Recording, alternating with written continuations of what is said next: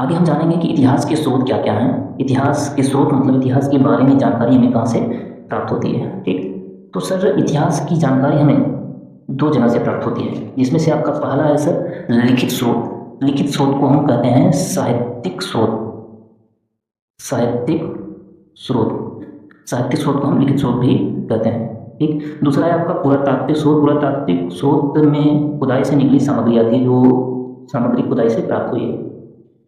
तो लिखित स्रोत में क्या आता है सर? लिखित स्रोत में जैसे आता है आपका वेद, जो रिटन है, लिखा गया है।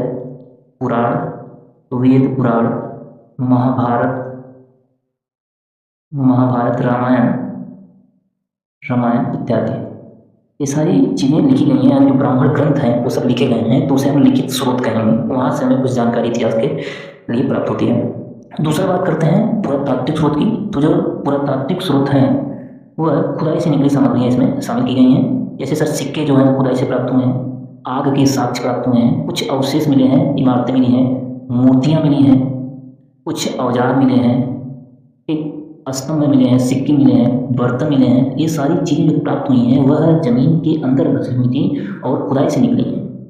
ठीक, इसे हम कहेंगे पुरातात्विक स्रोत, और जो लिखा गया है उसे कहेंगे लिखित स्रोत। ठीक,